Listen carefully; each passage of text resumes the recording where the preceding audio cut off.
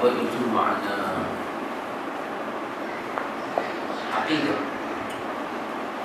Kemudian lagi berbincang apakah itu makna salafus salih, dan kalau kita bincang apakah makna ahli sunnah wal jamaah sebagai peringatan balik ahli sunnah wal jamaah. Kita menyatakan kita ini, zaman kita ini adalah zaman khalaf, zaman kebelakang. Kebelakang itu disebut dengan Rasulullah jauh lagi.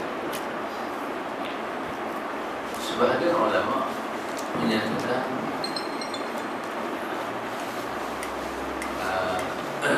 selepas daripada 300 tahun itu dibagi zaman khalaf. Selepas 300 tahun dibagi zaman khalaf. Tapi kalau itu masih belum disetujui di kalangan ulama. Tapi orang kata dalam kepala-kepala itu agak perkataan yang dipakai juga lah, walaupun ada balahan hingga ada salah dengan khalaf itu nak dikatakan zaman itu salah, zaman itu khalaf, bagaimana? Dia kata 300 tahun. Itu diambil daripada hadis thumma yadinahu thumma yadinahu. Kenapa 300 tahun itu diangkat? Karena perkataan apa nama khairun nasi qarni, satu qurun. Qarn dalam bahasa Arab bermakna qurun itu yang itu pada qurun ini sama ini abad ini. Jadi mungkinlah ulama-ulama matematik ini sejarahnya demikian. Nak letak satu qurun itu berapa lama?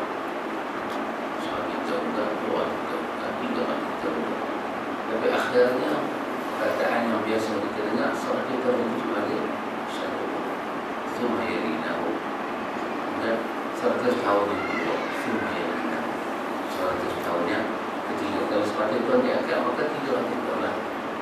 Selepas 300 tahun itu mereka dah keluar daripada hadis ini, maka dibagi zaman khalaf, salaf dan khalaf. Jadi kita telah berbincang apa makna salafus salih, salaful ummah, kita telah berbincang. Kemudian kita kata kita telah bersetuju jika umat khalaf ini nak menghidupkan fahaman salaf, bukan nak menghidupkan zaman salaf, fahaman salaf, manhaj salaf. Manhaj salaf itu adalah akidah mereka, akidah ahli sunnah wal jamaah. Kita bincang dengan hebat sekali. Masuk kepada bab yang kedua kita nak bincang. Yang terang. Bab yang kedua kita nak bincang ini ialah bab akidah salaf. Prinsip-prinsip akidah ahli sunnah wal jamaah. Prinsip ini penting. Prinsip akidah ahli sunnah wal jamaah. Apakah perbedaan? Bagaimanakah orang-orang ahli sunnah mereka mengambil hukum daripada akidah? Sebab kita sedang berbincang akidah, akidah salaf, manhaj akidah salaf salih. Bagaimanakah akidah ahli sunnah itu? Prinsip-prinsipnya. Dia mengambil prinsipnya. Prinsip itu macam mana dalam akidah. Ini adalah bab kedua. Prinsip ini penting, sangat penting. Satu, prinsip akidah ahli sunnah. Daripada prinsip ini kita boleh membuat keputusan dan pahaman tertentu. Beberapa pengajaran kita boleh kumpul daripada prinsip ini juga. Kita akan boleh melihat kenapa wujudnya khilaf pandangan dalam masalah tauhid. Satu, apakah prinsip ahli sunnah? Satu, iaitu sumber akidah dalam ahli sunnah. Sumber yang paling asas ialah Alkitab dan sunnah Rasulullah sallallahu alaihi wasallam yang sahih dan ijma' salafus salih. Itu akidah ahli sunnah. Bila dia nak cakap akidah, di situ dia punya takwa asas Al-Quran, sunnah Rasulullah yang sahih dan ijma' salafus salih. Ijma' salafus salih adalah ijma' para sahabat radhiyallahu anhum. Itu adalah asas akidah. Kita melihat kepada Al-Quran, sunnah dan ijma' para sahabat. Kenapa? Kerana ijma' para sahabat adalah maksum. Ijma' para sahabat adalah maksum. Ijma' para sahabat itu diakui oleh Rasulullah sallallahu alaihi wasallam di dalam hadis daripada Ka'ab bin Asim Al-Ash'ari. Hadis ini dikatakan sahih oleh para ulama, di antaranya Ibn Abi Asim. Nabi menyatakan, Inna Allah Ta'ala qad ajara ummati min an tajtami'a ala dhalalah. Di sini puncak ijma', iaitu sesungguhnya Allah Ta'ala qad ajara ummati, Allah telah melindung umat aku, Allah jaga umat aku, min an tajtami'a ala dhalalah, lindung mereka daripada berhimpun di atas kesesatan. Allah lindung umat Nabi Muhammad daripada mereka itu bersatu di atas kesesatan. Umat Nabi Muhammad yang mana dilindung daripada bersatu di atas kesesatan? Itu para sahabat. Hadis ini bukan hadis yang umum untuk kita, tidak. Hadis ini adalah untuk para sahabat. Kalau untuk kita dah sesat ramai dah, mana kita boleh berhimpun? Maka para sahabat itu dilindung oleh Allah daripada berhimpun sepakat di atas kesesatan. Maka ijma' para sahabat adalah maksud. Kerana itu ijma' para sahabat menjadi sumber hukum di dalam akidah. Satu. Yang kedua, ini dalam akidah kita kena faham. Kita punya fokus itu akidah, dalam akidah. Yang kedua, setiap sunnah yang sahih yang berasal daripada Rasulullah sallallahu alaihi wasallam dalam akidah wajib diterima, walaupun ianya daripada kumpulan hadis-hadis yang ahad. Ahlu sunnah menerima sumber itu. Ahlu sunnah menerima kesemua hadis-hadis yang sahih, walaupun dia adalah kumpulan hadis-hadis yang ahad, dalam isu nak mensabitkan sifat-sifat Allah, tauhid kita kepada Allah. Di sini ada suatu perbezaan kita dengan Mu'tazilah. Mu'tazilah tadi sumber kita yang pertama Quran, sunnah yang sahih dari ijma' sahabat. Mu'tazilah sumber yang pertama dia adalah akal. Sumber yang kedua dia adalah hadis mutawatir. Dia tidak menerima hadis yang ahad. Jadi tengok, kalau platform kita dah tak sama, bagaimana hukum-hukum boleh akan jadi sama? Itu sumber ahli sunnah. Ini kerana kenapa ahli sunnah mengambil sikap menerima riwayat itu asalkan dia sahih? Kerana melihat kepada ayat 7 surah Al-Hasyr, Allah berfirman, wa ma atakumur rasulu fakhudhuhu wa ma naha anhu fantahu wa ma nahakum anhu fantahu. Iaitu Allah Ta'ala berfirman, wa ma atakumur rasulu fakhudhuhu, apa yang diberikan Rasul kepada kamu terima. Maka Allah perintah kita terima. Maka ahli sunnah mengambil keputusan yang sah itu wajib diterima, walaupun dia daripada kumpulan ahad. Kenapa? Kerana Quran menyatakan atakumur rasulu fakhuzuhu. Khuzuhu, kena ambil, wajib ambil. Maka janji dia sahih, mesti ambil. Wa ma naha anhu wa ma nahakum anhu fantahu. Apa yang dia tegak sahih, riwayat itu menyebut dia tegak, maka maka mesti kita jauhi walaupun sumber dia daripada hadis ahad sekalipun. Wajibnya adalah sahih. Itu sumber kedua. Sumber ketiga, Ahlussunnah wal Jamaah menjadikan dalam memahami Al-Quran dan As-Sunnah, nas-nas Quran yang menjelaskan pemahaman salafus salih dan para imam, mengikuti jejak mereka, serta dilihat arti yang benar dari bahasa Arab. Jika hal tersebut sudah benar, maka tidak dipertentangkan lagi dengan hal-hal yang berupa kemungkinan begini. Yang kedua, ini maksud daripada Ahlus Sunnah menerima Al-Quran dan As-Sunnah dan ijma' salafus salih dan hadis-hadis yang sahih. Dua syarat di atas itu melainkan syarat yang ketiga. Apa dia? Dua syarat di atas itu difaham di atas kepahaman para sahabat.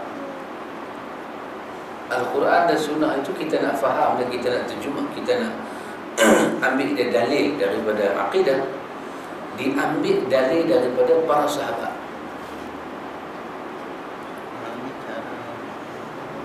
Al-Quran dan Sunnah difaham di atas fahaman para sahabat. Dalil itu dia faham, dalil itu seperti mana para sahabat faham. Bagaimana para sahabat faham?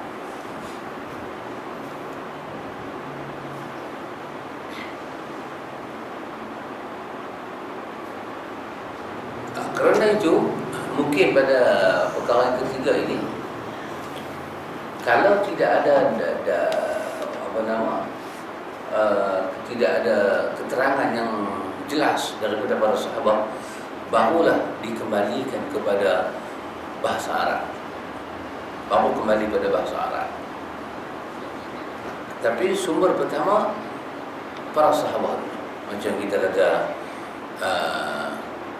pasal ini urusan akidah, wajah Allah, wa yabqa wajhu rabbika dzul jalali wal ikram. Yang di situ dikatakan wajah Allah. Wajah Allah dari segi bahasa Arab bermakna wajah mana? Wajah. Tetapi nak terjemah dia mengikut bahasa Arab kan? Nombor dua. Nombor satu, kena mencari dahulu apakah pandangan para sahabat tentang makna wajah itu. Kalau ada, tak boleh pakai bahasa Arab. Kenapa? Kerana para sahabat terus mengambil dari Rasulullah. Kalau tak ada, semua tak ada, barulah kita terjemah mengikut bahasa Arab. Dan bila kita terjemah mengikut bahasa Arab, kita kena terjemah bahasa Arab yang paling hampir pada makna itu. Kadang-kadang bahasa Arab ni dia apa nama? Kita kata mushtarak, ini satu benda ada banyak makna. Tengoklah Ahlussunnah ni, walaupun bahasa Arab tu boleh dipakai, tapi dia bukan rujukan utama. Dengan kaedah ini tidak boleh siapa menyatakan orang Arab itu lebih tahu kan. Wahyu Allah itu nombor satu. Yang ketiga, yang keempat, bagaimana Ahlussunnah faham? Bagaimana Ahlussunnah berbijak di atas jalan-jalan akidah ini? Itu Ahlussunnah mempunyai pendirian prinsip usuluddin ini. Usuluddin, usul-usul dalam agama ini, tauhid. Ahlussunnah menyatakan tidak ada sesiapa pun dibenarkan menafsir mana-mana sifat-sifat Allah yang ada di dalam nas-nas yang sahih di atas tadi, melainkan dia mesti ditafsirkan dengan jalan yang paling jelas, paling terang, mendekati maksud wahyu. Mesti itu bahasa yang paling inilah. Kadang-kadang ada di kalangan para sahabat pandangan demi pandangan. Karena Nabi menyatakan Allah Ta'ala telah qad ajara ummati, Allah Ta'ala pelihara umat aku daripada berhimpun kesesatan. Kadang-kadang ada satu sahabat menurut satu pandangan.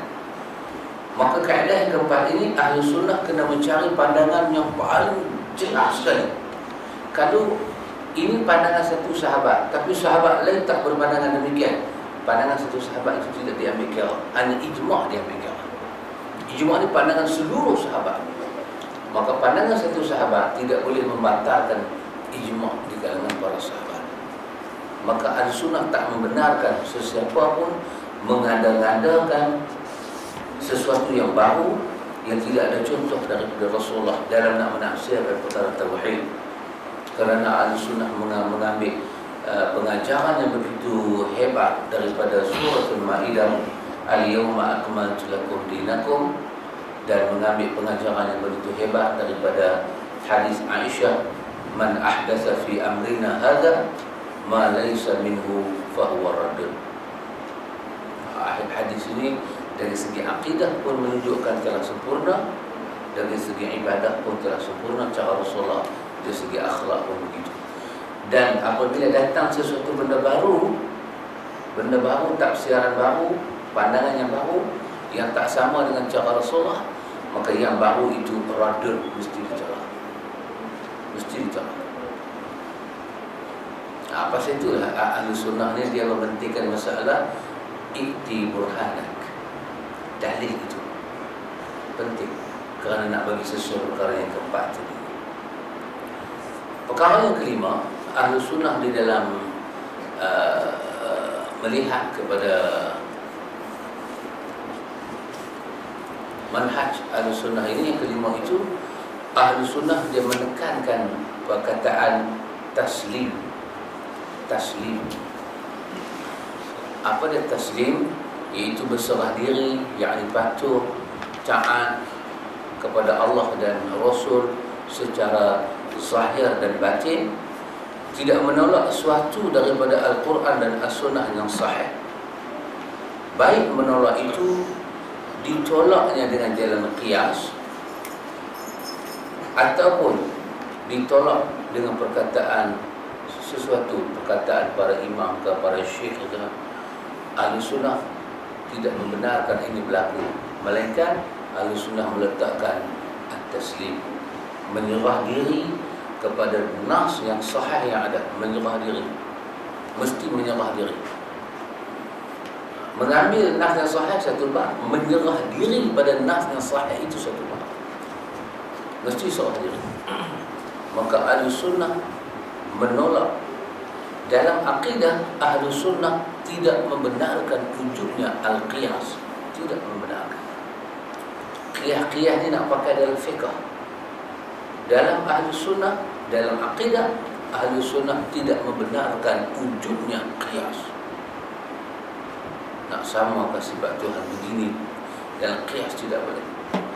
Dan dalam akidah, perkataan para syekh, para ulama tidak boleh diangkat, melainkan at-taslim ala dalil itu adalah prinsip Ahlussunnah, menyerah diri pada dalil.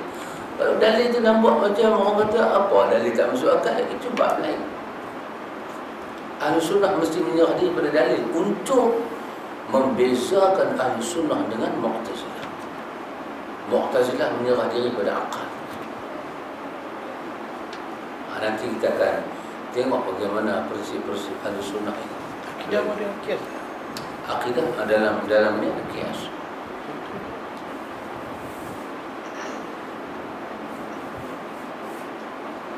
Dalam akidah ada qiyas. Baik. Sebahagian daripada qiyas itu wujud pada istilah mukhalafah lil hawadis. Itu kerana qiyas. Kenapa Allah Ta'ala tidak boleh dikatakan ada tangan? Pasal qiyas kepada tangan makhluk. Macam mana tangan makhluk? Atas bulu rumah, kulit, bawah kulit isi sel, darah, tulang. Ini adalah kita panggil apa nama? Jisim, jirim, jawahir, arah, semua. Apabila dikatakan Allah ada tangan, dia qiyas kepada tangan manusia. Tidak boleh mengambil acuan itu, tidak boleh. Habis kalau kita jumpa ayat yang kata Allah itu ada tangan, kena kembali kepada at-taslim ala dalil, menyerah diri pada dalil, dan tidak boleh melihat persamaan tangan itu dengan tangan makhluk. Nanti akan berlakulah qiyas-qiyas yang kita panggil ta'wilul jahilin. Takwil kebodohan itu akan berlaku. Maka jangan sekali-kali. Itu tak apa. Bila masuk syarah dia baru kita masuk. Yang ni kita hanya nak menegakkan prinsip dulu. Nanti bila kita bertemu dengan satu-satu benda, orang kata demikian, kita kata demikian. Kita kena tahu punca kita kata demikian ini kerana prinsip inilah. Kerana prinsip-prinsip ini kita ada satu pendirian. Baik. Kenapa Ahli Sunnah tidak membenarkan kenapa Ahli Sunnah meletakkan syarat at-taslim ala dalil? Kita menyerah diri kepada dalil kerana Al-Quran memberi ancaman kepada kita dalam 65 surah An-Nisa, fala wa rabbika la yu'minuna hatta yuhakkimuka fima shajara bainahum thumma la yajidu fi anfusihim haraja mimma qadaita wa yusallimu taslima. Quran kata kepada kita, demi Rabb, demi Tuhan, demi Allah, demi pencipta kamu, mereka tidak beriman sebelum mereka menjadikan engkau Muhammad sebagai hakim dalam perkara yang mereka perselisihkan. Macam mana kita kena terima keputusan Nabi Muhammad? Kena terima, tidak ada rasa berat dalam hati terhadap keputusan yang diberikan dan menerima dengan sepenuhnya. Jadi dia balik juga pada ayat 7 surah Al-Hasyr tadi, wa ma atakumur rasulu fakhuzuhu wa ma nahakum anhu fantahu wattaqullaha innallaha syadidul iqab. Itu nama dia at-taslim ala dalil, serah diri pada diri. Tapi dalil itu dia kena ambil 3 syarat dia adalah kena Quran sahih, sunnah Rasulullah sahih, ijma' para ulama. Dalil itu apa? Dalil yang sahih walaupun dia daripada kumpulan dia ada yang ahad. Baik, yang keenam, Ahlu Sunnah wal Jamaah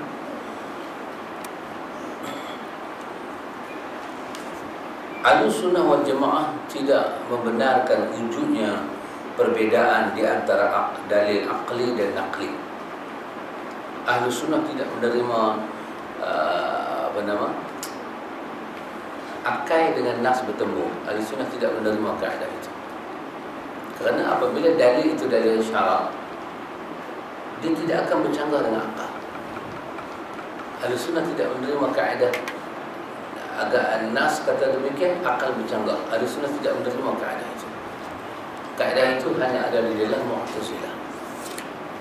Itu dari segi akal bersesuaian dengan nas. Kerana memang akal selalu minta buktikan, maka nas itulah membuktikan. Tetapi pembuktian itu daripada nas, bukan dari segi akal. Sebagai contoh, dalil aqli ataupun dalil akal akan sesuai dengan dalil naqli, yakni dalil yang sahih. Sesuatu yang qat'i pasti dari kedua dalil tersebut tidak akan bertentangan. Apabila sepertinya ada pertentangan di antara keduanya, maka dalil naqli, dalil Al-Quran, dalil Al-Sunnah itu mestilah kita berpegang. Akal ini dia hanya cuma barang, kita kata barang tambahan-tambahan saja, barang-barang tambahan. Tetapi nas itu yang penting. Nas itu yang penting. Tidak ada istilah pertentangan. Kalau orang kata kalau bertentang Quran dan Sunnah itu yang menjadi dalil, bukannya akalan manusia. Jadi kalau orang berhujah dengan kita kalau kata hang fikir lain, kalau kata Tuhan ada tangan, kita ada tangan macam mana? Artinya dari segi akal itu ada pertentangan dengan nas. Nas kata Quran ada tangan, ada kaki, ada mata, ada telinga. Akal tak boleh terima, sebab mata, kaki, tangan itu sifat baru. Apabila bertemu dua dalil itu, Ahli Sunnah akan kembali taslim ala dalil, serah pada dalil. Dan faham dalil itu seperti mana faham salafus salih, bahasa para sahabat, bukan menggunakan bahasa Arab tapi menggunakan maksud dalil itu. Ini Ahlus Sunnah. Baik. Kemudian Ahlus Sunnah ini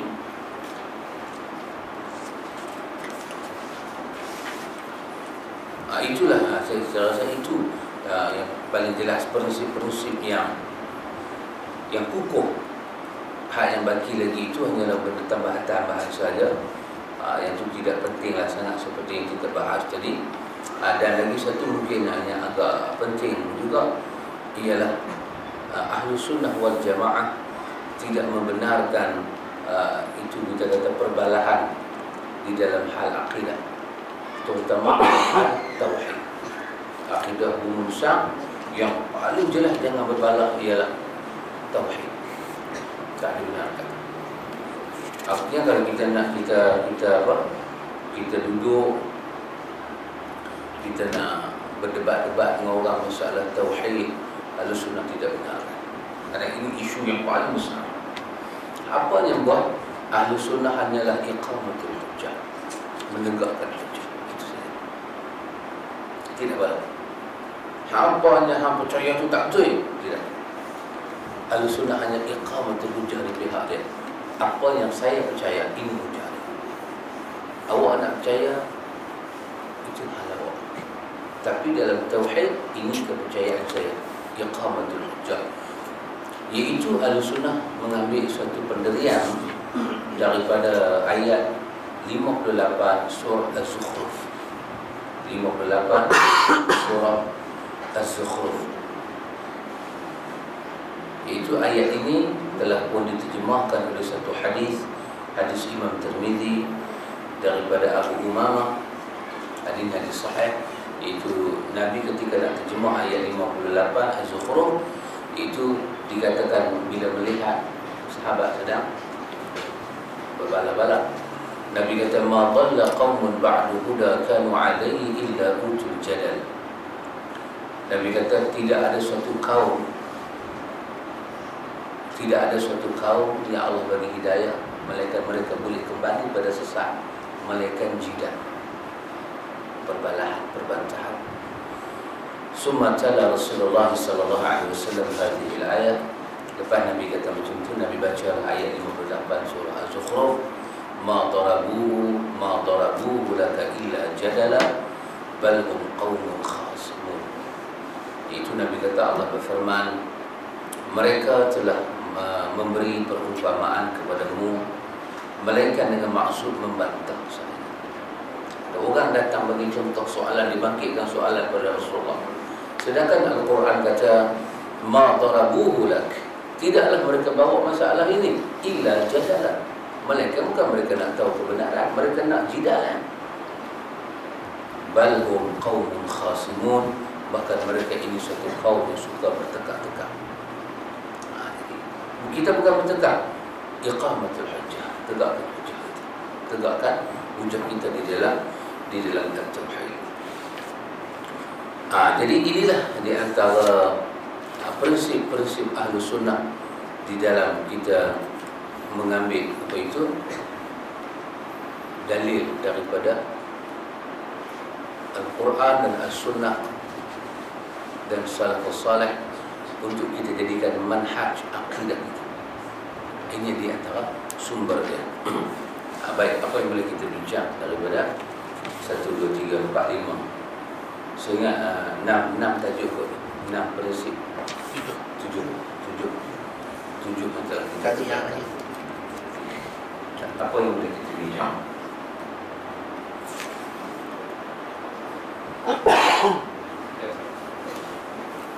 Kalau kita dapati banyak kadang-kadang istilah-istilah yang besar tersyafi tangan wajah dan dibuka kepada selain daripada yang kita terima kalau solat daripada kepada selepas kadang-kadang juga memalingkan kaedah penafsiran nafsu. Iya, wallahu ta'ala alam. kita ahli sunnah, kita habaq tadi di antara prinsip kita tidak mengambil bahasa Arab itu sebagai hujah yang paling utama. Tidak. Dalam perkara-perkara itu kita nak tengok dulu bagaimana para sahabat tafsir mutasyabihat. Kata kita baca hadis Bukhari misalnya, hadis Bukhari iaitu hadis Bukhari berkenaan dengan surah Ali Imran yang kata ayat mutasyabihat wal rasikhun fil ilmi, tentang orang yang diberi ilmu. Apa kata Aisyah? Mereka itu adalah kaum yang tidak berjidal tentang mutasyabihat, melainkan mereka menyerahkan mutasyabihat itu kepada Allah. Dan itu adalah ar-rasikhun fil ilmi. Itu pandangan Aisyah dalam Sahih Bukhari. Jadi ahli sunnah ni bila main ayat-ayat seperti itu, at-taslim ala dalil sebenarnya. Orang yang cuba tafsir juga ayat mutasyabihat seperti kita kata Mu'tazilah, maka ahli sunnah menghukum dia sesat. Kenapa? Kerana dia cuba menafsirkan apa yang langgar prinsip. Langgar prinsip. Tidak ada satu dalil daripada prinsip-prinsip yang kita sembang daripada ahli sunnah tadi. Nabi dan para sahabat bila sampai pada ayat-ayat itu menulis satu tafsiran macam mereka tafsir. Lepas itu di antara nasihat Abu Hanifah ialah masalah ini pandangan Abu Hanifah. Tapi ahli sunnah dia ada prinsip tadi kan, pandangan-pandangan ulama tidak boleh membatalkan nas. Masalah kata Abu Hanifah, katalah kita bertemu dengan satu kaum yang masuk Islam. Masuk Islam, macam mana kita nak terang kat dia makna tangan, makna muka, makna kaki ke semua? Maka kita rasa peringkat yang pertama dia tak boleh faham. Kalau kita kata Allah itu ada tangan yang layak sesuai dengan Allah, nampaknya kawan ni akan ada masalah sikit. Apa kata Abu Hanifah? Kita boleh ta'wil bahasa itu, tetapi jangan ibtal sifat. Ibtal sifat apa dia? Menolak sifat hakikat itu. Apa dia dalam ayat itu? Ayat itu Allah nak sifat dia itu ada tangan. Apabila kita nak beritahu dia faham, kita kata tangan di situ bukan makna tangan. Bila kita kata bukan makna tangan, kita telah membatalkan nas Quran. Ini adalah salah. Cuma apa yang kita boleh buat, kita kekalkan sifat, sabitkan sifat, jangan batal. Cuma kita kata di antara makna dia, kita furukkan ayat itu, tarik cabang. Di antara maknanya ialah kekuasaan. Kita masukkan di antara, jangan kita batalkan dia. Bila kita baca, kita telah pun lari pada tunjangnya asal. Apa dia? Kita menolak nas Quran. Itu mesti kita hati-hati. Inilah imam apa nama, kita membaca kitab akidah apa nama Nasafi, Imam Nasafi dalam akidah Nasafiyah. Dia cuba ambil di antara tariqatul salaf dengan tariqatul khalaf. Dia cuba padukan. Maka dia cuba buat apa? Dia cuba buat, kita cuba memahami orang-orang khalaf. Kita cuba faham dia dengan nas-nas dia, tangan, muka ini.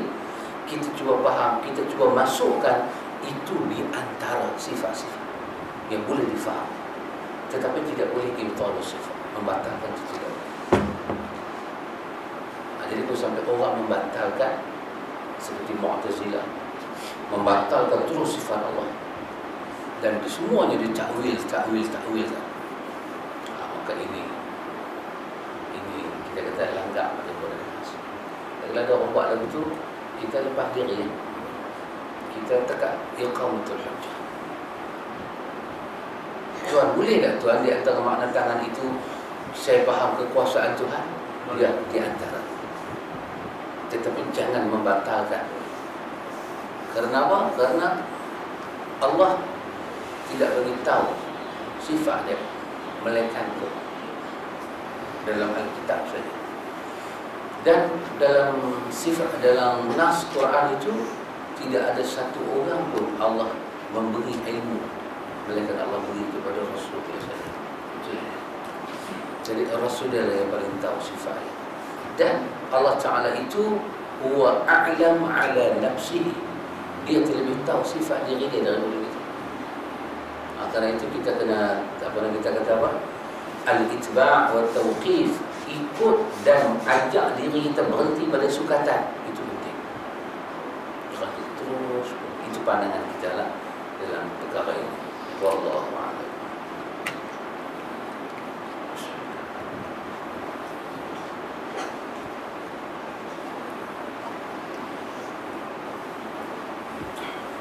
Tidakkah memberi pandangan yang lain pada itu dan Ya. memberi pandangan yang lain daripada maksud ayat macam tangan tadi, tidakkah dia bercanggah dengan prinsip akidah itu sendiri, dan tidakkah dia menghampiri kepada pandangan Mu'tazilah ataupun pandangan ahli kalam? Jadi Ya. bagaimana kita nak mukhalafahkan dengan keadaan? Ya. Ini satu soalannya.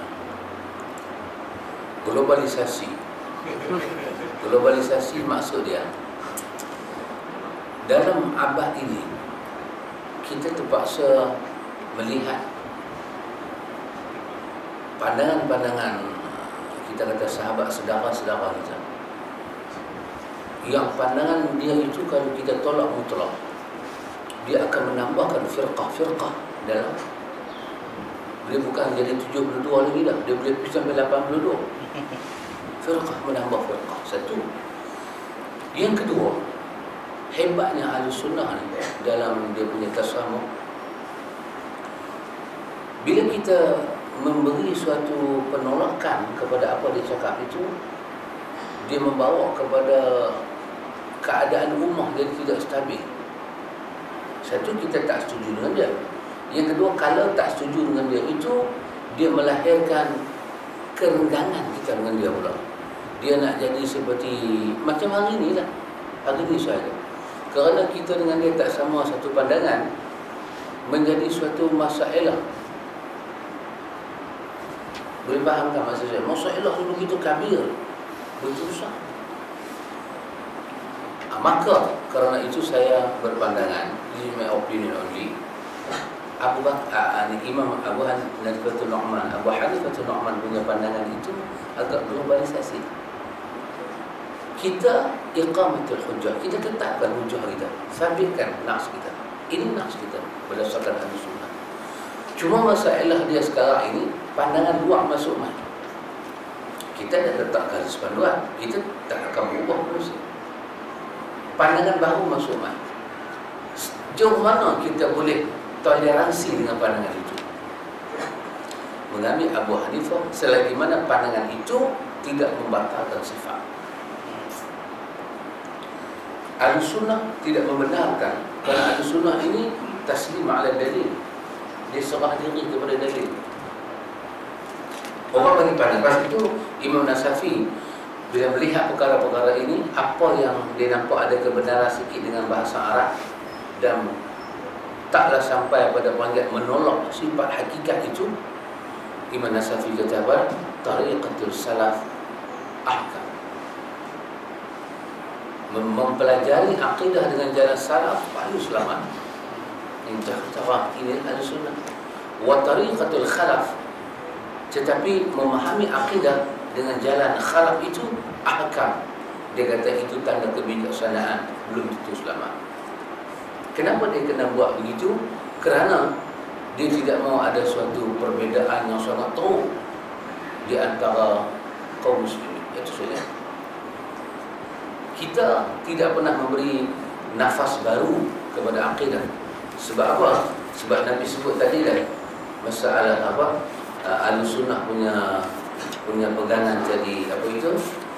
Man ahdatsa fi amrina hadza ma laysa bihi fa huwa minhu fa huwa radd. Tak bahu tu ditolak. Dia bagi pandangan baru dah ditolak. Dengan tidak melihat kepada bagaimana para sahabat, ayat itu turun kepada sahabat. Mana mungkin kita bagi satu pandangan baru sedangkan ayat itu telah sempurna zaman sahabat, zaman Rasul telah sempurna makna dia. Jadi masalah dia sekarang, memberi nafas baru itu bukan kita memberi nafas baru pada tafsiran itu. Kita kena memberi nafas baru kepada pandangan orang yang lain. Kita persepsi kita itu di antara teks dan konteks. Teks Ahlussunnah dengan konteks masyarakat kita.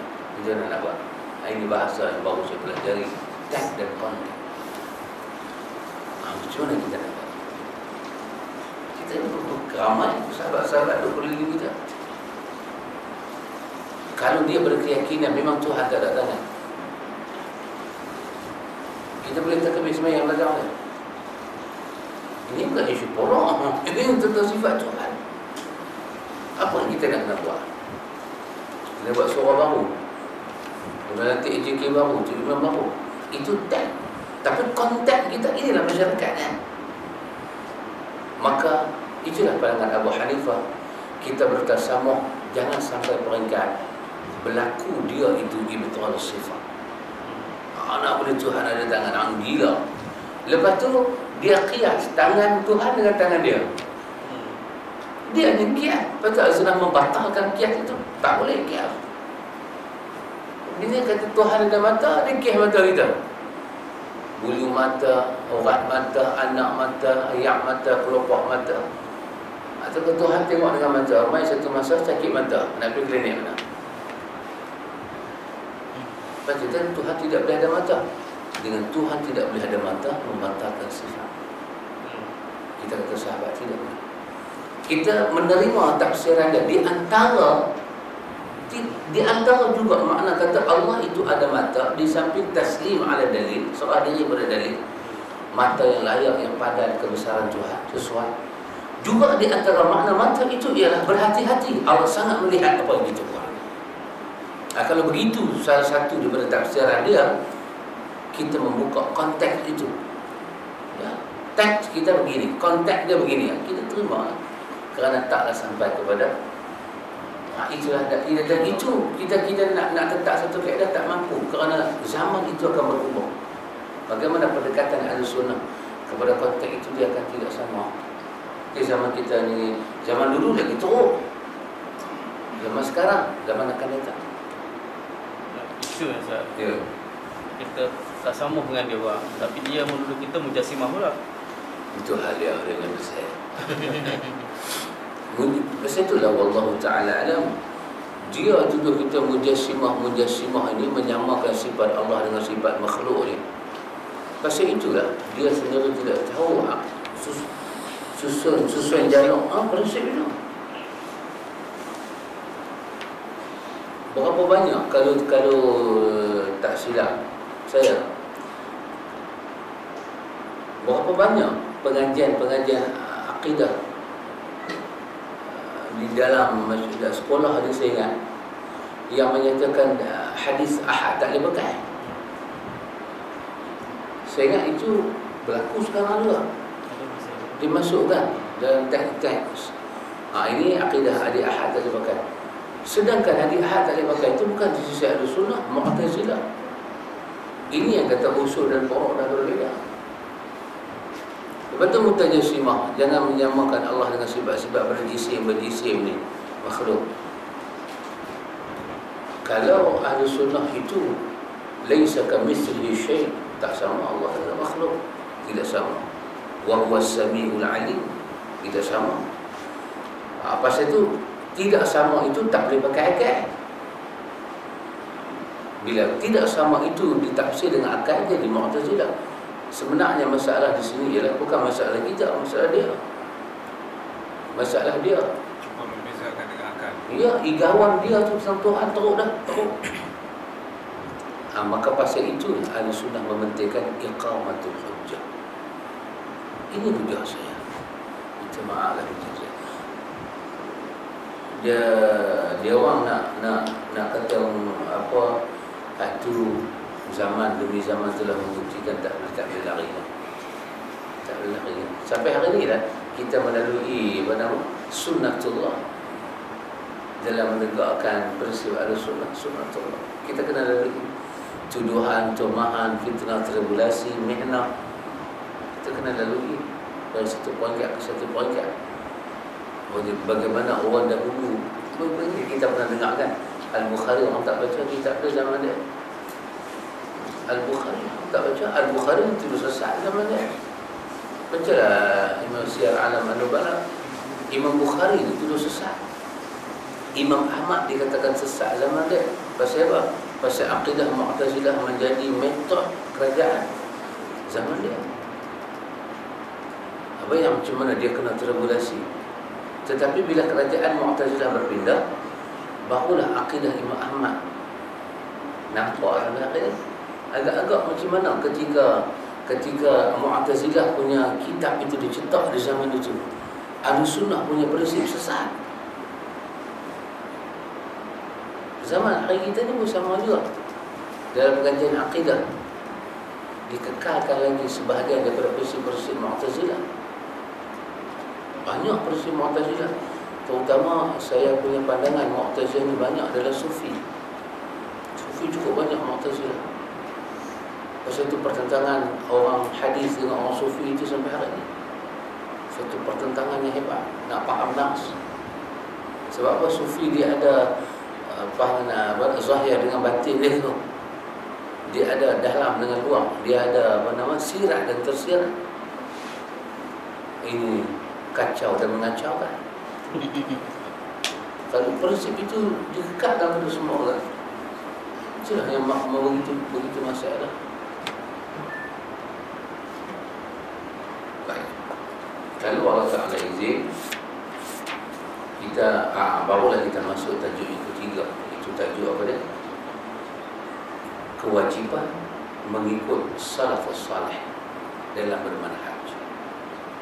Manhaj kita salafus salih. Salafus salih itu adalah para sahabat. Nas Quran menyuruh kita berakidah seperti mereka. Cukup banyak. Kita kata prinsip Ahlussunnah keringat. Sekarang ni Nas Quran yang menyuruh kita kekalkan prinsip itu cukup banyak. Itulah kita nak memperbaharui jiwa kita. Nak melihat kepada nafsu itu bagaimana Quran dan hadis.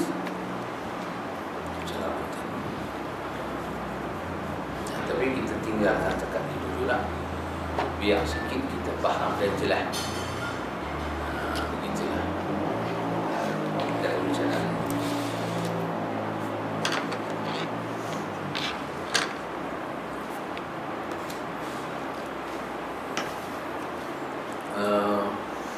Kita buat periksa sikit. Boleh ulang tak akidah Ahlussunnah?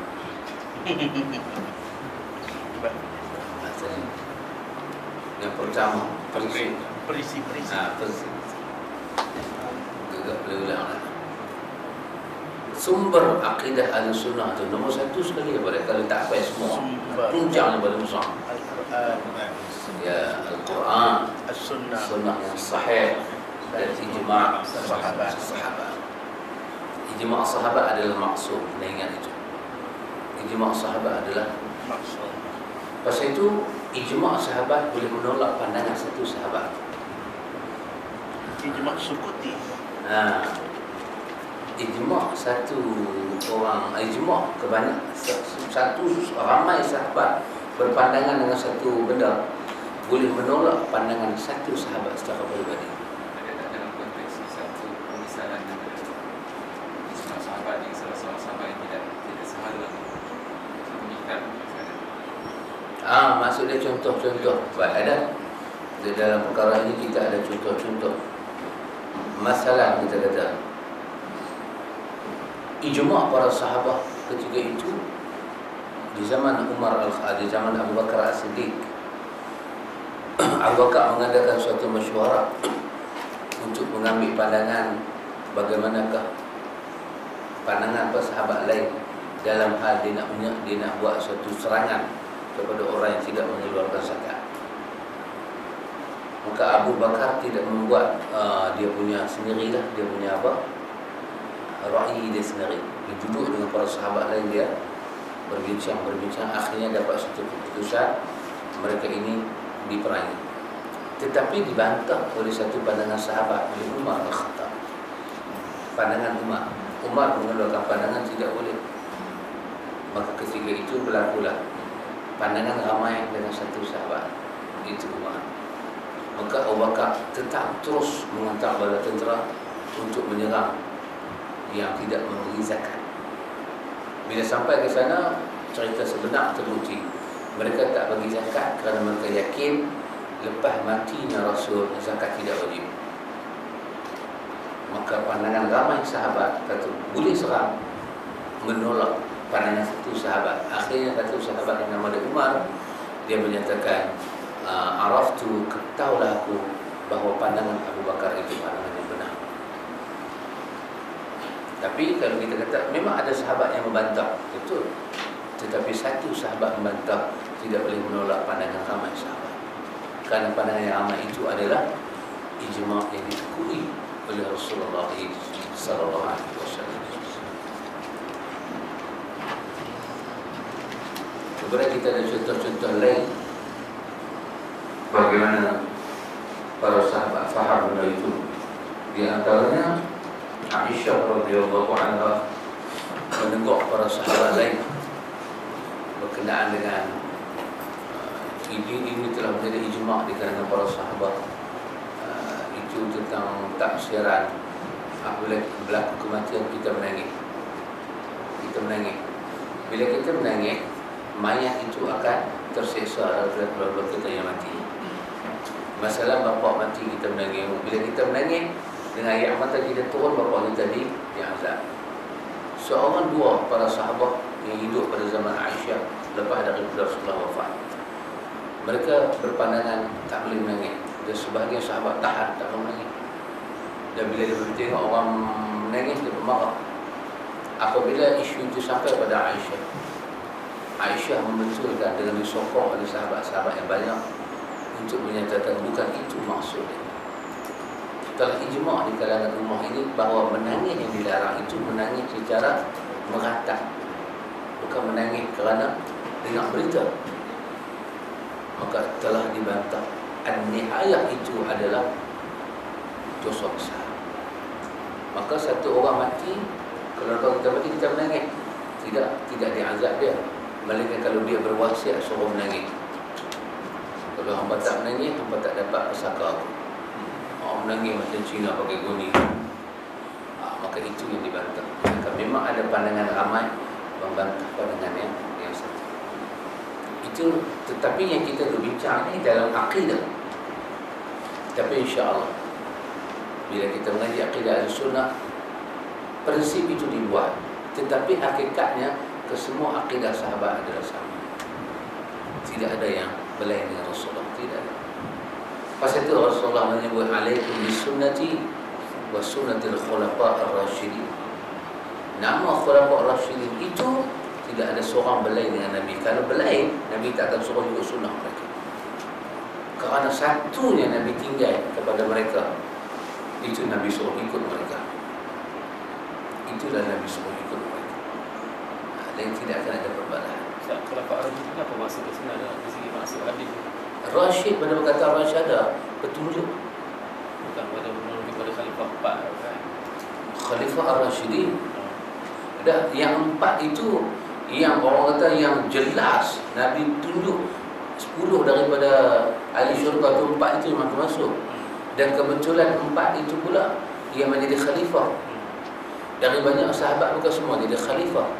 Maka dia dipanggil khalifah, orang yang terpilih memerintah Rasul, dan Allah restu pemerintahan mereka. Mereka ini rasyidin, mahdiyin. Mereka ini mendapat petunjuk Allah dan mereka itu mendapat hidayah Allah. Sahabat-sahabat ini semua bukan berkemampuan memerintah, sebahagian. Maka bila di kalangan sahabat itu naik, maka yang naik ini orang kata apa kita panggil? Orang pilihan lah. Maka Khalifah Abu Bakar itu lebih unggul daripada Abu Hurairah. Bukan pasal Abu Hurairah tak masuk syurga, ada. Pasal dia terpilih naik di atas. Khalifah pengganti Rasulullah, Ar-Rasyidin yang mendapat petunjuk Allah. Loh, semua sahabat dapat petunjuk. Ustaz Yub baca kepada kita hadis Nabi kita sahabat macam bintang di langit itu. Semua dapat petunjuk. Jadi Ar-Rasyidin yang sahabat ni bukan 4 tu. Tetapi 4 itu yang Mahdi Ar-Rasyidin Al-Mahdiyin. Mereka yang naik ke atas membimbing ummah yang lain. Boleh faham tak saya punya bahasa? Itu dikatakan Al-Khalifah Ar-Rasyidin Al-Mahdiyin. Nabi kata Abdu alaiha. Pegang pemerintahan mereka itu, cara mereka memerintah, cara mereka bimbing kamu. Nabi beritahu pada sahabat-sahabat lain. Macam Abi Zar Al-Ghifari, dia teringin nak jadi khalifah, tapi Nabi kata tak boleh.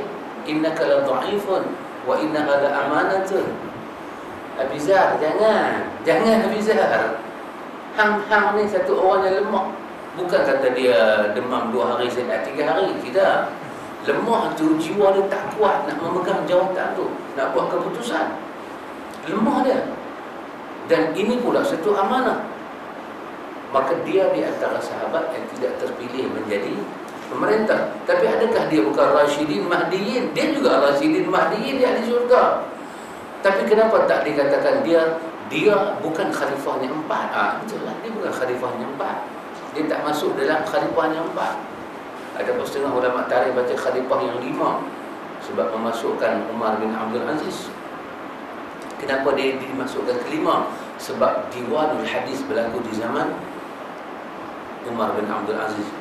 Didiwankan hadis, pembukuan yang sempurna tentang hadis berlaku di zaman Umar bin Abdul Aziz. Maka dia menggenangkan jasa dia itu besar. Dia dipanggil Al-Khalifatul Khamis, khalifah yang 5. Jadi bukan 4 orang ni saja dapat petunjuk. Sebab 4 orang ni pun bertanya pada sahabat-sahabat yang alim lain. Itu mestilah kita ada segi kepahaman. Ustaz, macam mana dengan Muawiyah Ustaz? Muawiyah? Why? Muawiyah ni bukan ganti sifat Ali kerajaan Muawiyah. Kalau dia bukan ini soal sahabat dia kan? Ya. Kalau dia bukan dia.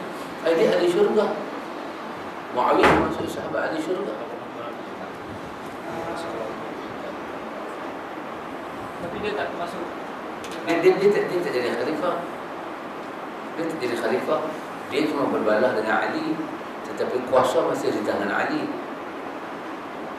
Setakat jadi gubernur, dia gubernur. Dia gubernur di mana? Dia gubernur di sebelah Syam. Dia tak pernah jadi khalifah. Dia tak jadi khalifah, Amirul Mukminin. Itu kalau dalam sejarah Dayak di Malaysia salah ke? Muawiyah khalifah Muawiyah. Waduh, banyak kesalahannya Pak. Mesti dibetulkan. Saya masa mengaji sekolah tu saya ingat Muawiyah berbalah dengan Ali. Muawiyah ambil Quran, dia cucuk dengan pedang, dia julang naik di atas. Kan? Lepas Amru al-As. Tak ada khalifah kan? Kesemuanya. Pasal itu saya mencadangkan kita membaca kitab Al-Awasim wal-Qawasim oleh Abu Bakar Ibn Al-Arabi. Dia betulkan balik fakta. Dia jawab balik tuduhan kepada Syiah. Syiah yang buat propaganda ni semua. Itu juga boleh. Muawiyah dalam satu peperangan, Nabi menyebut siapa yang terlibat dengan peperangan ini adalah ahli syurga, dan yang terlibat dalam perang itu adalah Muawiyah. Apakah kedudukan Muawiyah dalam senarai sahabat-sahabat yang menulis wahyu? Muawiyah termasuk salah seorang yang Nabi beri amanah jaga wahyu. Kalaulah dia seperti Tomah Syiah, takkan Nabi nak angkat orang lagu dia menulis wahyu. Dan dia pula dengan Nabi bukan orang lain. Nabi kahwin dengan kakak dia, Ummu Habibah. Dia tu jatuh ifak Rasulullah, bukan calah Allah. Pasal Syiah ni dia punya besi tentang ini banyak. Gila kuasa lah, gila pangkat. Pak Mentua Nabi pun Abu Sufyan masuk lambat Islam pasal merangkak daripada luar. Dia rangkak. Ini semua racun-racun yang kita buangkan. Sangat menduga ceritakan. Dia ahli syurga. Muawiyah adalah ahli syurga, sahabat ahli syurga. Subhanallah.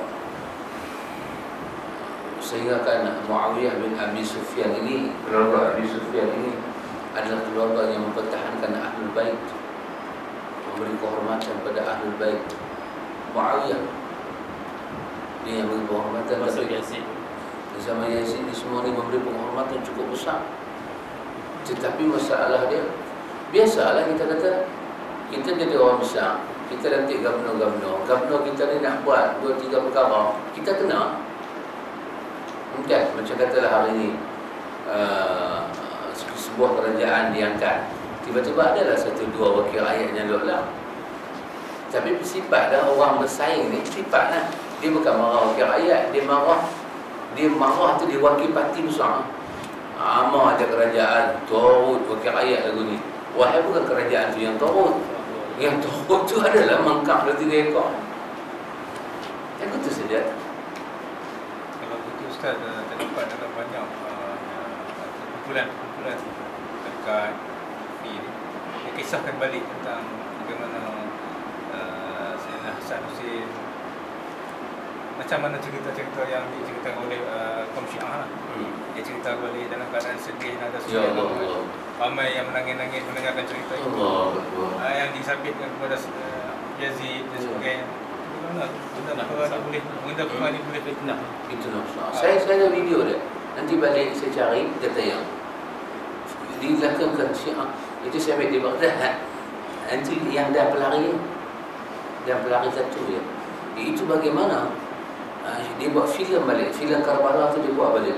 Bagaimana kepala Ali, kepala Hasan disembelih, lepas tu dicucuk dengan tombak, dijulang nak di atas. Saya ada video dah. Nanti saya balik saya bawa, kita tayang balik tengok macam mana cerita yang karut ini dibuat. Sebenarnya memang sedih hari itu tak tahu nak apa. Silap-silap kita tengok gambar ni, bila tengok dia gambar Hindustan, duk menangis, dia menangis. Terlampau sedih. Keluarga Ahlul Bait dikepung, nak dironggolnya Zainab. Subhanallah, bagaimana awan mendung jadi putih jadi hitam. Bumi Karbala basah dengan darah. Allah. Khalifah-khalifah yang berada di Basrah, kesemuanya pegang putih arak. Bila dengar Hasan yang disembelih, kesemuanya sambut dengan arak. Yazid bin Muawiyah ni semuanya, Muawiyah bin Abi Sufyan ni semua bila dengar Hasan disembelih kepala dia, semua menyambut dengan minum arak. Alhamdulillah, dah mati dah. Subhanallah. Dan muka Yazid tu digambar, muka macam muka dia sungking, janggut dia kening melipat naik di atas sorban dia. Tarekat bawah cerita. Saya tengok di Yaman, kawan-kawan di Yaman, bila dia bercerita kematian ini, Syekh Habib akan menangisi kematian Husain. Tetapi apa kata Imam Bukhari? Imam Bukhari cerita dalam Sahih Bukhari, kematian itu dirancang oleh Syiah Rafidah. Yang membunuh Hasan adalah Syiah Rafidah. Tetapi berlaku di bawah zaman pemerintahan Yazid bin Muawiyah. Yazid bin Muawiyah. Macam kita katalah orang Melayu ni kan, orang Melayu. Apa nama kes memali berlaku di zaman kerajaan siapa? Adakah kerajaan itu seluruhnya bertanggungjawab? Tentulah ada orang bertanggungjawab kan. Tapi adakah kita nak kata tidak begitu? Di zaman Yazid bin Muawiyah dia memerintah. Tapi Syiah Rafidah bermaharajalela di kawasan utara Iraq. Mengajar pun kat dalam sini. Tak, cilok mereka tu tengok kesian yang buah yang kita. Oh, kat sini tak kesian. Oh, sana ada agak. Tak apa. Hari nasi mengajar pun lah lagi nasi. Saya duduk mengelak siapa pun tak tutup pintu. Orang sana semua orang tutup pintu. Dia nasihat Ustaz Sunnah. Itulah maksud dia. Zaman itu orang mengambil kesempatan itu orang ambil. Yang berlaku pertumpahan darah yang berlaku di Karbala itu tak dapat dinafikan. Di bawah pemerintahan Khalifah Yazid, betul. Tetapi adakah yang disembelih? Tidak. Yang sembelih disembelih Rafidah. Imam Syafi'i kata Syiah yang paling dajjal, Syiahnya akan ikut Dajjal keluar esok. Syiah yang kita kata the very good actor adalah Rafidah. Dia tikam orang, dia cuci tangan, dia lari. Lepas tu dia bunuh nama orang lain. Ini Rafidah punya hal. Jangan semayang dekat Rafidah. Imam Malik kata apa? Jangan bagi zakat walaupun Rafidah ni miskin. Mengucaplah 100 kali, hak zakat tidak ada pada dia. Tapi zaman hari ini, zaman reformasi kan, dia Rafidah tapi dia bersalin uniform.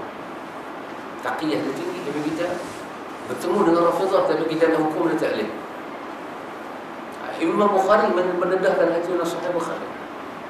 Lepas tu siapa lagi dedahkan? Imam Ibn Taymiyah cerita benda tu dalam kitab dia Minhajus Sunnah. Lepas tu Ibn Katsir cerita di dalam Bidayah wa Nihayah. Bagi tu kita kena kumpul balik sejarah itu, kita kena angkat. Tapi nak angkat tu memerlukan masa sikit lah. Nak kena duduk, nak kena baca cerita tu bagi teliti. Bahaya lah kita telan, kadang-kadang hancurkan. Saya pun sebenarnya tak tahu benar ni. Bila baca buku-buku macam ni, abang orang ni. So memang kita duduk di Malaysia mengaji lain. Kita pergi ke Baghdad kita mengaji. Asal lain lah, walaupun negeri dia negeri yang macam orang mengaji Baghdad ni, kita punya segi tak ada iktiraf. Kita nak, kalau nak mengajak, tak boleh mengajak lah. Pasal kita punya negeri tu sekatan. Dia negeri-negeri yang Commonwealth ni, dia tak akan iktiraf. Jadi nak pergi mengaji boleh lah. Lepas tu segi tu buat balut dari selimah. Balik Pakistan, dia tak iktiraf. Pasal negeri-negeri yang tak standard lah. Tapi kelebihan negeri macam ni, kita pergi mengaji, ilmu yang dalam buku tu nampak. Kita tu Syiah mengaji di Malaysia, kita tak nampak hakikat Syiah tu sebagai rancur. Tapi kita pergi Pakistan, kita pergi tempat negeri macam ni, nampak Syiah itu bukan nampak dalam tulisan, nampak hakikat. Nampak hakikat. Saya bagi satu example, contoh yang kata mut'ah. Saya tidak tahu itu mut'ah. Tahulah mut'ah ni menikah. Kalau orang tanya menikah apa? Kontrak. Just setakat tu lah. Tapi bila pergi sana, baru kita tahu hari mut'ah itu. Hari mut'ah. Perempuan-perempuan Iran ni, oh ya subhanallah, Allah beri pada dia segak-segak lah. Kawan saya kata, aku tak boleh pulang rumah. Aku tengok mata dia pun terkena panah dalam hati dia. Hari tu ramai berkeluar, dia pakai niqab, dia semua tu dia pakai. Dia akan main dekat dengan kita. Kita ingat dia minta sedekah.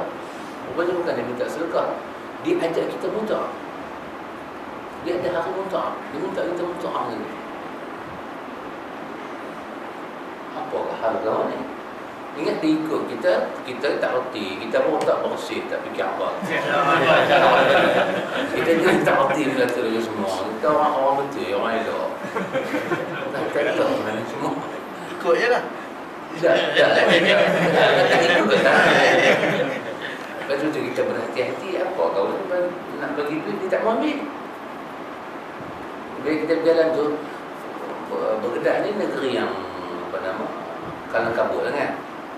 Tapi dia punya amal ma'ruf nahi munkar dia pun jelas juga. Kalau kita berjalan, kalau kita tak selesai dengan polis tak apalah. Kalau kita selesai dengan polis, dia akan berhenti, dia akan tanya siapa perempuan ni. Macam kita lah, kad kahwin dia pada kan. Lelaki bini lepas. Kalau kita berjalan, cek polis dia kata tanya siapa perempuan ni. Kita ada dia cukup terus. Hal itu agak keras sikit lah. Dia tak benarkan apa, berjalan, berseruan. Rezeki Arab tu benda tu dah aib dah. Tapi hari tu semua keluar. Dia pakai pun dah hitam dia tu. Tangan ni dia akan bawa macam inai warna hijau. Dia akan tatu tangan dia warna hijau. Kita tahu lah pokok ni. Dia pelawat diri kita hari tu satu hari untuk bermut'ah ni. Tu kawan-kawan kata, jangan duduk sebelah dia. Kawan-kawan kita bukan takut mut'ah tu, takut polis cukup. Dia kan bagi, kita boleh tengok, ini nama dia mut'ah. Ini nama dia mut'ah. Agak-agak yang agak apa kita bagi? Berhemah sikit lah. Kita bayarlah mahar dia 5 dirham ke 200 dirham. Kalau 200 dirham, duit kita baru dapat ubah. Bukan banyak. Oh, 8 bagi 250 dirham. Bok tempat pun RM10. 8 Faham? RM5 buat muka. Baru kita tengok saksi macam mana dia akan bawa di tempat-tempat. Oh, kita tahu. Itulah bila kita tengok Syiah ni, kita kena pergi tempat dia beranak, baru kita tahu dia jahat. Di sini tak tahu dia jahat. Tak tahu dia jahat.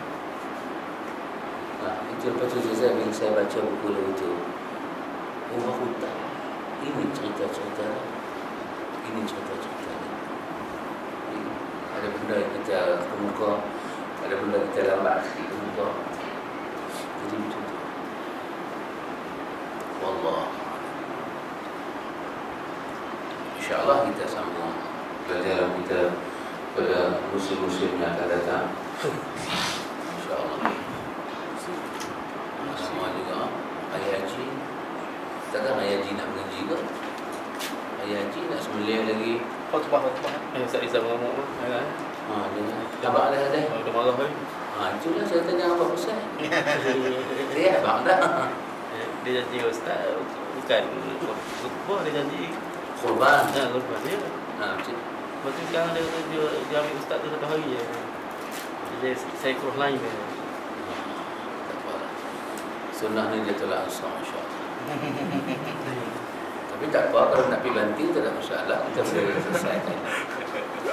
Ustaz, daripada prinsip-prinsip ni Ustaz, macam mana kita nak boleh bezakan ahli kalam, pandangan kalam dengan Mu'tazilah, macam mana kita nak boleh letak dalam prinsip-prinsip ni kita boleh letak Mu'tazilah macam ni, ahli kalam macam ni, kalam macam ni. Jadi bagaimana kita boleh Kita ambil yang dah kita mengaji dulu. Kita ambil yang kita mengaji dulu. Daripada prinsip yang kita dah mengaji, macam mana kita boleh tahu itu Mu'tazilah? Mu'tazilah adalah satu mazhab yang mendahulukan nas akal daripada nas syarak. Contoh akal lah. Macam mana? Mu'tazilah dia bercakap dia nak pakai akal. Nas nombor 3 nombor 4. Kalau akal dia menyatakan Allah tidak boleh ada di langit, maka nas dia Allah tak boleh ada di langit. Walaupun mainlah hadis kata Allah duduk di langit, dia tak boleh terima. Dan apa akan jadi? Dia akan bagi pastikan kalau dia nak terima nas tu pun, nas tu dia akan olah jadi akal. Apa masalah? Allah ada di langit. Oh tidak, Allah tidak boleh ada di langit.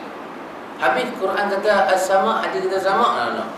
Sama itu, langit itu dia olah akal, bukan jadi langit, jadi tempat tinggi. Bukankah langit itu tempat tinggi? Maka Allah berada di tempat tinggi. Tempat tinggi yang tidak bertempat, dia akan pakai akal. Habis nas macam mana? Dia akan olah nas itu. Ahlus sunnah tidak. Ahlus sunnah ini daripada Quran, sunnah, hadis sahih para sahabat, terus ada at-taslim. Terus nampak bila satu-satu perkara dibahas. Satu orang bahas masalah tauhid, masa dia bahas tu, bagaimana dia ambil dalil? Kita boleh tahu itu Ahlus Sunnah ataupun tidak. Bagaimana dia membawa pandangan para sahabat? Dia bawa ada perkataan sahabat. Dia bawa ada. Dia baca satu ayat berkenaan dengan sifat Allah. Allah beritahu masa bakui Nabi Allah Musa berjalan di atas sungai itu, Allah kata kami melihat dengan mata-mata kami. Allah sebut mata-mata kami. Ketika dalam tafsir ayat itu, kita beritahu dia Ahlus Sunnah. Dia ambil tak perkataan para sahabat, menguraikan makna Allah melihat dengan mata-mata kami. Kalau daripada A sampai Z dia tak ambil satu pun, maka sedang membuktikan dia sedang membawa bukan di atas aliran Ahlus Sunnah. Itu pun sangat bahaya juga. Macam mana? Kita ada mengaku Ahlus Sunnah, tapi kita tak tahu nas. Kita tak tahu nas. Itu pun akan menyebabkan satu jebak kita. Macam kata Ustaz, macam mana? Allah tetap, Allah ada mata yang layak dengan dia, tapi tak mampu bawa nas. Itu pun satu masalah. Kita akan terjebak. Boleh menyatakan Ahlus Sunnah, tapi kita tak mampu bawa dalil. Yang ni pun takut juga. Ataupun lain daripada Ahlus Sunnah, dia akan tafsir ayat itu dengan cara cara yang tak ada dalil langsung. Bila cara tu Mu'tazilah ni ada juga dari akal. Ilmu kalam ni dalil akal pun tak ada. Ilmu kalam ni satu ilmu apa tu dia panggil? Pemakan. Apa? Andai-andaian apa nama? Amrun i'tibari, andai-andaian. Mengandai Mu'tazilah ada juga akal anda tu. Ilmu kalam ni andai-andaian. Dia amrun i'tibar, satu urusan yang diiktibar aja. Tak ada cerita. Macam mana saya bagi contoh? Macam mana kata andaian? Baik. La ilaha illallah. Apa ahli sunnah ada? Tidak ada yang berhak diibadahi dengan ibadah yang benar bukan Allah. Jadi ahli sunnah di situ dia bukan nak menyatakan tak ada Tuhan melainkan Allah. Sebab semua orang terima ada Tuhan. Dia nak menyatakan hak ibadat itu tak diberi pada Tuhan-Tuhan yang lain melainkan hanya kepada Allah. Itu ahli sunnah. Jadi dia kokoh, dia tak ada terima ibadat. Jadi dia bukan Tuhan. Ibadat yang berhak, ibadat yang benar, jalan ibadat yang benar hanya beri pada Allah. Baik. Yang kata ilmu kalam macam mana? Dia lagi teruk daripada Mu'tazilah. Macam ni. La ilaha illallah. Tidak ada Tuhan melainkan Allah. Baik. Tuhan mana yang tak ada ni? Tuhan yang mana yang kita kata tak ada? Ahli sunnah mudah saja. Kalau tanya ahli sunnah, Tuhan yang mana tak ada? Ni Tuhan yang buat syirik tu semua lah. Itulah bukan Tuhan melainkan Allah. Dia kata dah. Tengok akal dia macam mana. Yang dikatakan tidak ada Tuhan, dia kata amrun i'tibari. Kita cuba fikir. Kod ada Tuhan macam Allah. Yang kod tu kita tolak. Sangat amrun i'tibari, sangat akidah itu apa? Berleha-leha di kaki langit. Tak ada pegangan. Kita bukan tolak tokoh itu sebagai Tuhan, sebab tokoh itu bukan Tuhan.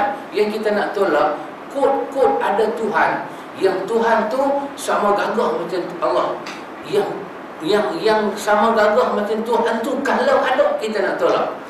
Kalau ada ke? Tak ada. Kalau ada, apa punya akidah ni? Itulah kata ahlul kalam. Pasal apa jadi begitu? Kerana apabila orang-orang peneliti-peneliti ini masuk Islam, mereka hanya mengucap tapi tak mampu meninggalkan falsafah mereka terhadap Tuhan dalam agama asal. Ini nama dia falsafah masuk dalam akidah. Ustaz, macam kaitan tiada Tuhan, ada pernah saya dengar orang yang menerangkan tidak ada Tuhan melainkan Allah. Dimaksudkan Tuhan tak ada sama sekali, yang ada hanya Allah. Ini pun tak arti bahasa ni orang. Tak ada Tuhan, tapi yang dia semua tu nak pun nama apa? Tak ada ketua baju pula lah melainkan Allah. Kacau bila jadi. Itu saya tengok sekali bila dalam apa tu Al-Hijrah tu 30 minit bersama ustaz. Itu telefon dia. Kata ustaz, kenapa la ilaha illallah? Kenapa Rabb dalam bahasa Arab Tuhan panggil Rabb? Ingat? Kenapa dalam ayat tu dia tidak kata la rabba illallah, baru tak ada Tuhan. Tapi dia kata la ilaha illallah. Dia kata sebenarnya maksud dia lebih jauh dia tu. Ilah dia lebih jauh dia tu. Jauh dia tu. Maka Tuhan ilah ni lebih jauh, lebih besar daripada Tuhan. Kalau ilah tu lebih besar daripada Tuhan, ilah ni dahsyat. Kacau ilah tu. Ini apa dia? Falsafah. Falsafah dengar sedap, tetapi isinya sangat kosong. Nanti di bawah-bawah itu kita akan beritahu. Dia akan masuklah. Bila kita nak mensyarahkan akidah Ahlussunnah, baru dia masuk. Kenapa kita tak boleh mengaji tak dengan wujud lawan dia? Ada kan? Lawan tak ada. Kenapa tak boleh? Ada. Kerana falsafah telah meletakkan wujud. Tak pernah Rasulullah datang beritahu Allah itu wujud. Kerana Arab akan gelap. Sebab masalah orang Arab bukan tolak Tuhan, terima Tuhan. Masalah dia ibadat salah tempat. Kalau kita pergi dekat komunis, kita kata Allah itu wujud, betul lah, pasal komunis tolak Tuhan. Masyarakat Arab bukan tolak Tuhan, masyarakat menerima Tuhan, beribadat. Yang masalah dia ibadat dia salah. Pasal itu Nabi datang membetulkan sembahan. Membetulkan sembahan. Pasal Nabi tidak start dengan Allah itu wujud. Kalau dia start dengan Allah wujud ini, memang dia kata merepek betul Muhammad. Tapi kenapa dalam ilmu pengajian dia start dengan wujud? Kerana falsafah. Falsafah mana? Falsafah Yunani, ilmu kalam. Dia kata Allah itu ada. Kenapa dia nak sabit Allah itu ada? Supaya dia nak bagi tahu kod-kod ada Tuhan yang macam Tuhan, yang tu yang tak ada. Yang ada apa? Yang ada Allah. Jadi ada lawan dia tak ada. Tuhan itu ada, lawan dia tak ada. Lawan kepada tak ada tu apa? Tak ada Tuhan yang kod-kod macam Tuhan. Ya, very confusing and very amazing. Jangan buat pasal. Kerana itu bila tapak asas diletakkan ada, artinya tapak asas itu bukanlah Ahlus Sunnah.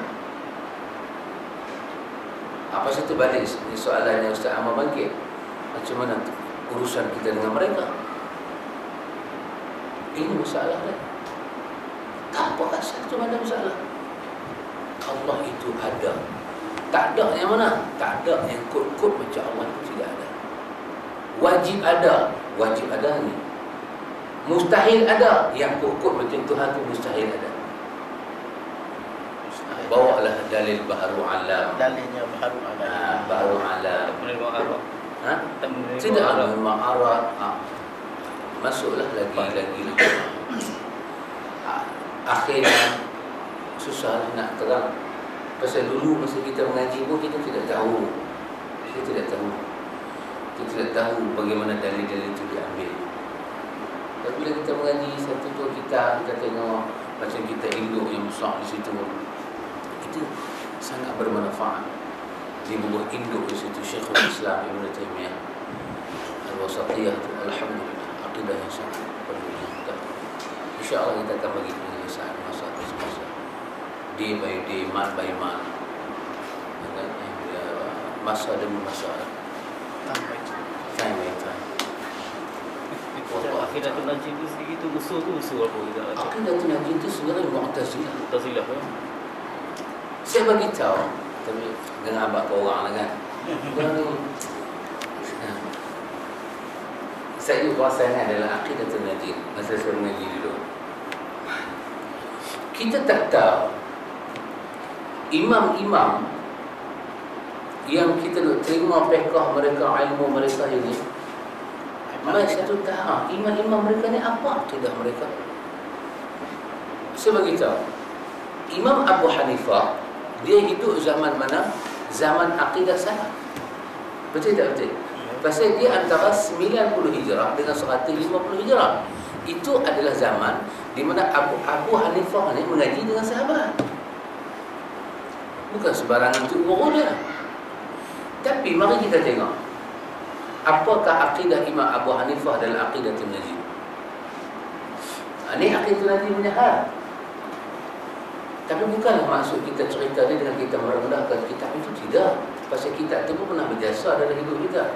Tapi kita nak bawa contoh, bukan akidah ahli sunnah itu. Akhirnya Imam Abu Hanifah itu diletak pada satu tempat yang sangat, kalau masa dulu saya mengaji, oh inilah Abu Hanifah ni hebat. Tapi bila kita tengok dalam kitab-kitab, ini Abu Hanifah yang mana pula ni? Berapa banyak ada Abu Hanifah? Macam mana? Satu hari Imam Abu Hanifah dia belajar. Ini daripada Aqidatul Najib. Dia belajar. Habis itu dia main untuk guru dia nama Muhammad. Dia tengok Tuk Guru dia melengung. Tak kenapa Tuk Guru? Ada satu masalah. Ada seorang nama Dahri. Dahri ada. Bukan Rasul Dahri. Dahri. Kena dengar elok nama dia. Nama dia Dahri. Dia telah mengemukakan beberapa soalan yang dia minta kita jawab. Dan aku tak boleh jawab. Nanti tengok. Yang tak boleh jawab tu sebab ada Tuk Guru. Subhanallah. Abu Hanifah masa tu umur dia dalam 7 ke 8 tahun. Lebih kurang begitu saja kan. Ada dua perkara. Satu, Dahri bertanya, di mana Tuhan? Yang kedua, Dahri bertanya, apa dulu dari Tuhan dan apa kemudian dari Tuhan? Dan Dahri bertanya yang ketiga, Tuhan dah buat apa lah ni? Pening berat. Soalan pun dapat Persoalan pun dah falsafah barat. Jadi kata Imam Abu, kata Tok Guru dia, ditambah pula semalam aku bermimpi satu kebun yang cantik. Tiba-tiba dalam kebun itu masuk seekor babi gila. Babi gila ni pula merosak tanaman. Tiba-tiba muncul serigala ataupun harimau, dia cukup babi gila ni. Bila Abu Hanifah Nu'man dengar, dia kata, wahai Hamad, jangan bimbang. Babi itu adalah Dahri, harimau itu adalah aku. Jom kita lawan. Ini nama dia, lawan tetap lawan. Okey, makinlah jumpalah masuk dalam masjid semua. Waktu duha itu, Tok Guru semua tak boleh jawab. Imam Abu Hanifah jawab. Dahri naik di atas mimbar. Dia bertanya, di mana Allah? Dahri ni kalau tak silap saya mulhid lah. Dia mulhid lah, orang yang etis lah, tak percaya agama. Tak percaya agama. Nama pun Dahri, masa saya menentukan nasibnya. Maka semua tak boleh jawab. Maka dalam Aqidatul Najim kata Imam Abu Hanifah minta dibancuhkan susu. Hancur susu bagi Dahri minum. Nak tahu Tuhan dah mana kan? Minum susu ni. Dahri pun minum. Abu Hanifah kata, apa ni hang rasa? Zaman itu tidak ada gula. Kena gula tak ada lagi. Yang rasa lemak lah. Lemak apa? Lemak susu tu. Bukan susu krim lah. Susu ni lah. Susu unta. Susu kambing lah. Begitu. Aku rasa susu. Sedap. Lemak. Abu Hanifah kata, lah ni hang tunjuk kat aku. Sedap dan lemak tu ada tak mana? Dahri kata, ada di atas lidah tapi tak boleh tunjuk. Kata Abu Hanifah, demikianlah Allah. Ada tapi tak boleh tunjuk. Orang berkata tepuk tangan. Hore. 1-0.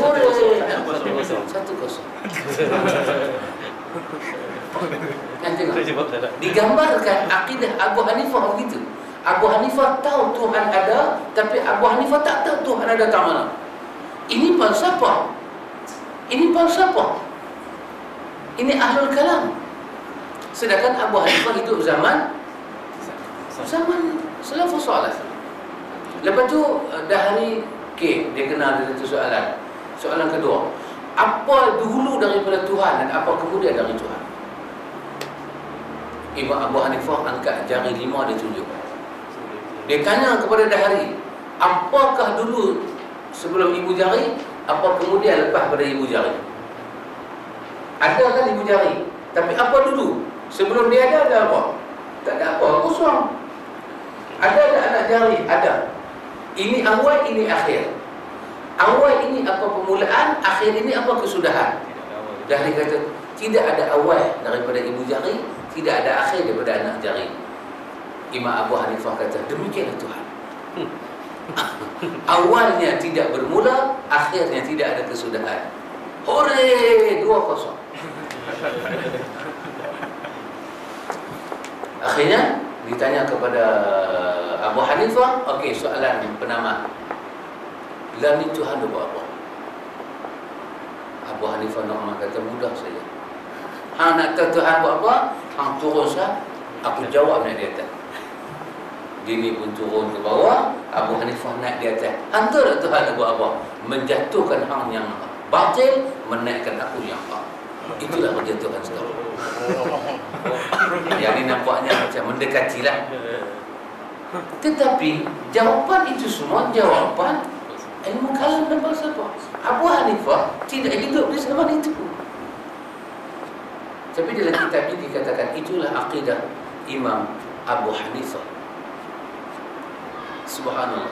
Sedangkan masa Imam Abu Hanifah hidup, Imam Abu Musa Asy'ari pun tak ada lagi. Di antara orang yang buat ilmu kalam ini adalah Imam Abu Hasan Asy'ari. Tengok, inilah satu perkara yang perlu dibincangkan balik. Bagaimana orang itu tidak berakidah seperti itu, tiba-tiba dibawa Abu Hanifah kepada akidah Mu'tazilah. Itulah kisah. Wallahu a'lam. Tak ada soalan tambahan. Soalan tambahan tak ada dalam tangan dia apa, tak ada. Gapat lucu dia tanya. Dah lah tu dia kata belalang. Aku kata jangan duk lawan belalang. Kata betul belalang. Saya tahu itu belalang. Subhanallah. Allah. Cukuplah dekat tu. Berdasarkan masa yang ada, kesempatan yang ada, masalah yang ada, ujian yang ada, Allah. Ujian kita besar sekali. Besar. Lepas itu, di mana kita bawa jasad kita, kaki bawa badan, di situlah kita kena tegakkan sunnah. Jadi walaupun seorang-seorang, kita kena menghayati dah bahasa ni. Sunnah itu tetap sunnah walaupun seorang-seorang. Saya percaya akan sampai masa walaupun kita duduk jamaah, kita akan terasa seorang ketika tekanan kepada sunnah itu mula diangkat. Kita akan terasa seorang, benar-benar seorang. Tetapi sunnahlah kita walaupun kita seorang. Itu cabaran. Kita nak rasa kemanisan. Halawah sunnah itu ahla min as-sukari, dia lebih manis daripada gula lagi. Ahla, lebih manis daripada gula. Sunnah. Oh, katalah mungkin masa-masa ini akan datang sunnah diangkat. InsyaAllah. Wallahu a'lam. Subhanakallah. Subhanakallah. Asyhadu an la ilaha illa anta astaghfiruka. اللهم آتنا أنفسنا تقواها وزكيها أنت خير من زكاها أنت وليها ومولاها. صلى الله على نبينا محمد والحمد لله. Assalamualaikum. Assalamualaikum. Minum belakang. Kita ada jamuan ringan. Minum petang. Jamuan petang.